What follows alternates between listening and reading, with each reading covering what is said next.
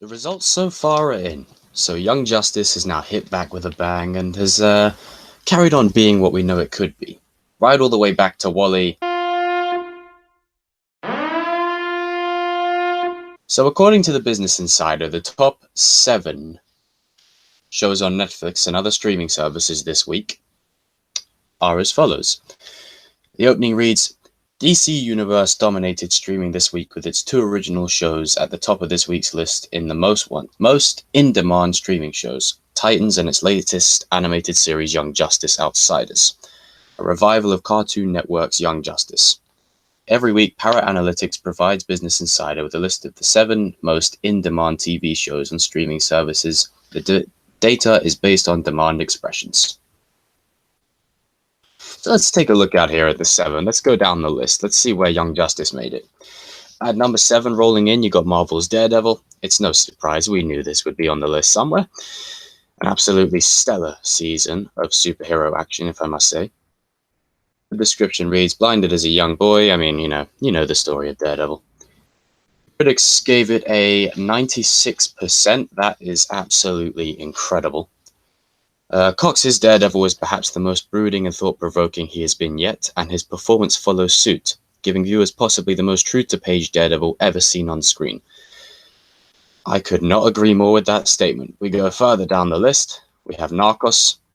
I don't know a whole lot about that.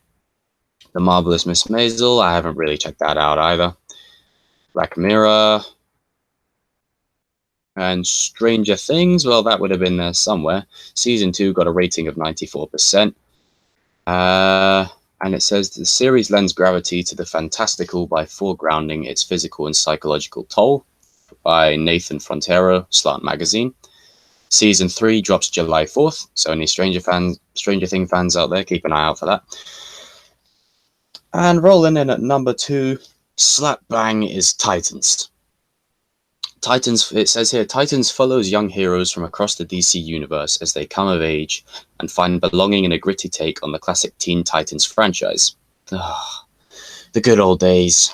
Dick Grayson and Rachel Roth, a special young girl possessed by a strange darkness, otherwise known as Raven, get embroiled in a conspiracy that could bring hell on Earth. Join them along the way are hot-headed Starfire and lovable Beast Boy. Together they become a surrogate family and a team of heroes. The first season racked in a rating on Rotten Tomatoes at 84%. Not too bad for a start, if I'm being honest. There's been worse scores to have. The critics said, quite harsh, to be fair. The production design looks cheap. The fight scenes perfunctory and forgettable. And Starfire is the only lead character in the initial episodes to make much of an impression at all, according to Alan Sepinwall, Rolling Stone. I respectfully disagree with that statement. I think most of the fight scenes show these characters at their fullest. They're not the greatest, especially when you compare it to what rolled in at number 7, Daredevil. But it was a good start, and I think, they should be very proud of where they can take it from here. Now, we move to the king of the castle. No surprise, Young Justice Outsiders, number 1. Says here, DC's teenage superheroes come of age in an animated world of superpowers, supervillains, and super secrets as the team faces its greatest challenge yet, as it takes on meta-human trafficking and the terrifying threat it creates for a society caught in the crossfire of a global and galaxy-wide genetic arms race. As it stands, the Rotten Tomatoes score for this season is 100%. That is incredible. That is seriously incredible. The critics said, make no mistake, even with more blood, Young Justice Outsiders continues to do what it does best, namely balance a darker, action-driven plot line with realistic character development and relationships, according to Petrana from the Polygon. Season 3 premiered on DC 4th and is ongoing. That is incredible. That's absolutely brilliant. So far as it stands, people, I'm only on maybe up to episode 5 of Young Justice, so I still need to play a bit of catch-up, but I'm loving what I'm seeing so far, and it's showing, and everyone else is enjoying it. But in all fairness, this isn't unexpected. We all knew how good Young Justice was, which is why we pleaded on our knees and begged for them to bring it back. And after all these years, we finally got our wish. And now they brought it back in stellar fashion, with characters who have been built up since the beginning. We've seen them grow. And most of the storylines that are in the new season are about them either not necessarily passing the mantle, but training a new batch, a new team. So we get to see the characters we love grow even more while getting introduced to new ones. I would like to give a huge thank you to all who made this show's return possible. And I could not have been happier to see this at number 1. It's at 100% right now for the score, but we know it'll probably go down just because there'll be some arseholes out there who just want to be dickheads.